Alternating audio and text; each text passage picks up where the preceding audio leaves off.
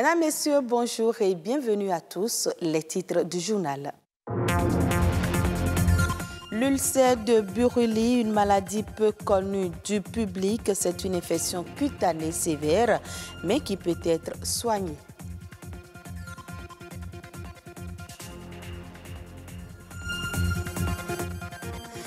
Elles sont maintenant à la mode. Les perruques font désormais partie du quotidien des femmes et révèlent leur beauté.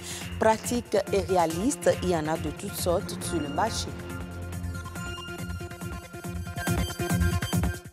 Journée de la liberté de presse, les fameux contrats qui lient la presse aux partenaires ne remettent-ils pas en cause le mode de financement de la presse au Bénin? Des hommes des médias font des propositions.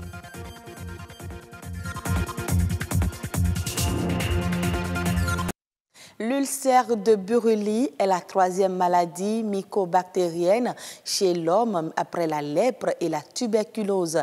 Elle est pourtant encore peu ou mal connue. Conduite atténue face à cette maladie, élément de réponse dans ce reportage. Manger, c'est bien, mais bien manger serait idéal, voire primordial. Il faut disposer d'une alimentation équilibrée et variée, pourvue de tous les éléments nutritifs indispensables à la vie. Aussi, l'alimentation doit être saine, ce qui permet d'être à l'abri de certaines pathologies.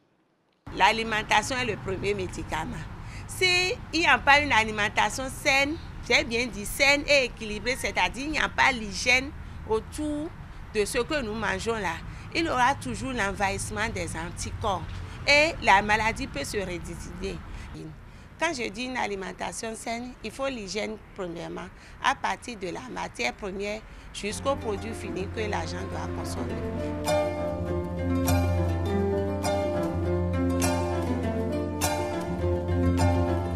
L'ulcère de Buruli, la bactérie responsable de cette maladie, affectionne les milieux malsains. Le patient qui en souffre doit alors prendre soin de son environnement et contrôler le contenu de son assiette. Celui qui souffre de l'ulcère de Buruli doit renforcer son alimentation en protéines, c'est-à-dire les protéines végétales comme les légumineuses, haricots, le vanzou, les protéines de viande comme la viande de mouton, viande de porc, viande de bœuf, les protéines de poisson, les protéines du lait, c'est-à-dire les petits poissons aussi riches en calcium et puis en protéines. C'est ça, il faut soutenir aussi par une bouillie riche en soja. Quand nous prenons l'arachide, c'est une légumineuse. C'est riche en huile et c'est riche en protéines. Quand vous prenez votre bouillie avec de l'arachide, vous gagnez de l'énergie, vous gagnez de protéines. Contrairement aux assertions de nos parents qui disent qu'une fois quand tu manges l'arachide, il n'y aura pas la cicatrisation de la plaie. Ça là, c'est faux. Vous savez que les protéines interviennent dans le renouvellement des nouvelles cellules et le renforcement de l'immunité de la personne pour lutter contre les anticorps. Avoir le ventre plein n'est donc pas suffisant pour être en bonne santé. Il faut donc soigner l'organisme et l'épargner de tout élément qui peut s'avérer nocif. C'est l'hygiène qui est primordiale d'abord. Après l'hygiène, s'il y a l'hygiène, on peut éviter l'envahissement des autres microbes. Raison pour laquelle il faut l'hygiène alimentaire, vestimentaire, environnementale et puis corporelle. Autour de nous, nous devons sacler, désherber. Nous finissons ça, il faut aussi l'alimentation équilibrée, riche en protéines pour élever d'abord l'immunité de l'organisme. Mieux vaut un pauvre sain et vigoureux qu'un riche éprouvé dans son corps. Gagner en temps et en argent, c'est ce qui pousse de plus en plus la femme à aller vers les perruques confectionnées à l'aide d'un chapeau, d'un fil, d'une aiguille et d'une colle. Elles procurent un résultat naturel et réaliste. Mais à quel prix? Reportage Vénus Dossou, Christian Devochi. Moi qui suis ici, je ne porte jamais, je ne me tresse pas. Je ne pars pas chez la coiffeuse. Actuellement, j'ai une perruque sur ma tête. Donc, avec 5 minutes, je suis déjà belle. Ce sont des coiffures démontables que les femmes surtout mettent sur leur tête afin de gagner du temps et pour d'autres, éviter la douleur des traits sur leur tête pour se faire belle. Les perruques, il en existe de toutes sortes, mais les prix varient selon le modèle. On fait avec les perruques, toutes les coupes qu'on fait normalement sur les têtes. Pour faire une perruque, la main d'œuvre juste, c'est 10 000 si c'est avec l'osure. Maintenant, c'est 6 ou bien 5 000 si c'est sans closure. Maintenant, si la cliente n'a pas ça, on n'a pas sa mèche et que c'est nous qui allons fournir tout ce qu'il faut jusqu'aux mèches, alors on compte le prix de la mèche pour ajouter au prix du chapeau et les cols et tout. Là, ça peut revenir à 30 000 ou du moins 20 000 ou du moins 15 000 ou du moins 45 000. Ça dépend du prix de la mèche. Cette perruque actuellement c'est à 10 000. C'est à 10 000 et c'est naturel. Ça peut faire 5 ans avec toi. Ça ne fait rien. Les coupes, avec 8 000, tu peux l'avoir. Ça, c'est synthétique. C'est synthétique. C'est pas naturel, mais c'est à 8 000. Les perruques peuvent être conçues par les coiffeuses, coiffeurs qui ont appris le métier, mais également par de simples personnes passionnées. Cette différence se remarque sur le produit fini. Justement, sans se faire former, sans avoir suivi une formation adéquate, si au passage, ils suivent quelqu'un qui est en train de...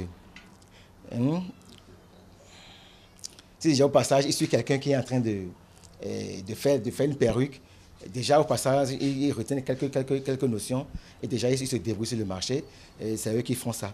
Bon, évidemment, ça nous dérange puisque nous, on a appris le métier, on est des professionnels, mais eux autres, ils ne sont pas des professionnels, mais ils en font. Et quand on va à la qualité, quand on va comparer la qualité, ce qui est sûr, celui qui a fait une formation comme moi, justement, et le travail est toujours différent par rapport à ceux qui n'ont pas appris le travail. Une perruque, c'est la solution pour se rendre belle en un laps de temps sans un grand effort. La question du financement des entreprises de presse est souvent source de polémiques. Elle prête à confusion et met également en cause le caractère libre de la presse. Dans le même temps, il est difficile pour une entreprise de presse de survivre sans financement. Quel mode de financement pour la presse béninoise? Roch Aurélien Akouinon a tendu son micro à quelques professionnels des médias.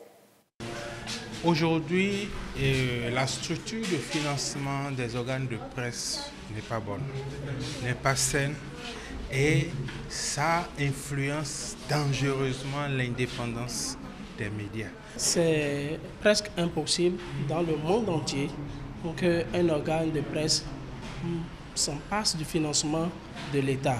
Donner de l'argent à la presse n'est pas synonyme d'acheter le silence des journalistes, museler la presse. Non, pas du tout. Ça dépend de la manière dont on met l'argent à la disposition de la presse. Ce que nous constatons, c'est que beaucoup de ces organes de presse sont l'émanation de structures politiques ou de lobbies économiques qui, en réalité, bon, ça se passe aussi ailleurs des fois, mais ici, c'est que le journaliste peut être tenté de ne plus bien faire son travail si ces lobbies ou ces politiques l'influencent par le biais de l'argent. L'État a besoin d'injecter suffisamment d'argent dans les entreprises de presse parce que c'est encore le baromètre de la démocratie. Dans tous les pays du monde, on considère l'activité des médias comme une activité, disons, d'intérêt public. Et sur cette base, l'État peut mettre en place un financement initial, un prêt. Je ne dis pas que c'est un don, mais un prêt pour que des organes puissent se structurer, puissent se positionner véritablement comme des organes de presse viables. L'entreprise de presse qui n'est pas financièrement indépendante n'est pas libre. Donc, partant de là, si nous voulons une presse crédible, une presse d'investigation, une presse dont nous rêvons tous, il va falloir que nous nous mobilisons pour que les entreprises de presse aient un peu plus de moyens pour faire leur travail. Vulgairement, on parle de ce que l'argent n'a pas de couleur.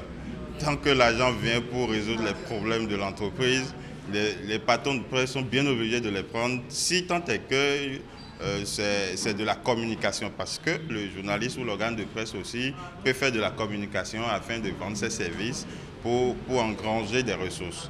Dans un premier temps, je pense qu'il faut une loi pour organiser la publicité dans notre pays, pour dire un peu comment est-ce qu'on peut accéder à la publicité aussi bien au niveau de l'État qu'au niveau des opérateurs privés. Il faut combattre le financement occulte des organes de presse. Il faut combattre donc cette manière détournée d'acheter ou de conditionner les organes de presse, mais créer les conditions pour une saine émulation des entreprises de presse ou une saine compétitivité des entreprises de presse.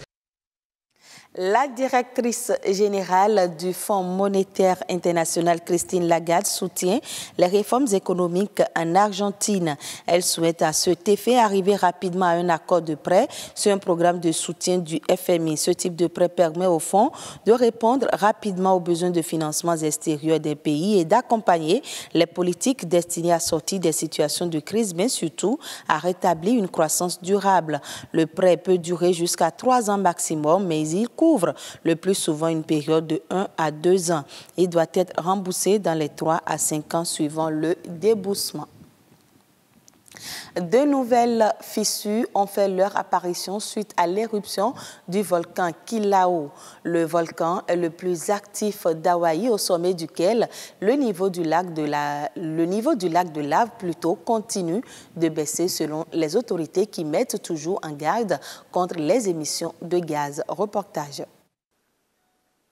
Depuis l'éruption, 12 fissures au total ont fait leur apparition et 35 structures ont été détruites d'après la défense civile de l'archipel américain du Pacifique. On est à moins de 2 km de l'endroit le plus touché. J'avais une Jeep et elle a été entièrement recouverte d'éclaboussures.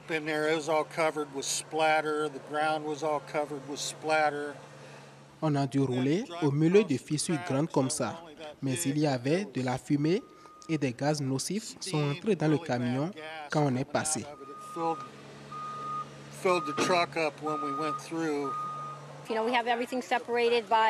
Tout est séparé. La nourriture, les produits de toilette, l'eau, la nourriture pour chiens, les draps, les tentes.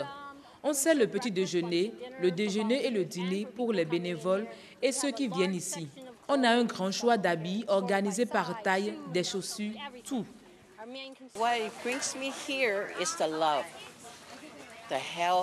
C'est l'amour, l'aide et le soutien qui m'amènent ici. Avoir une épaule sur laquelle on peut se reposer. Que les gens puissent compter sur nous, qu'on les aide.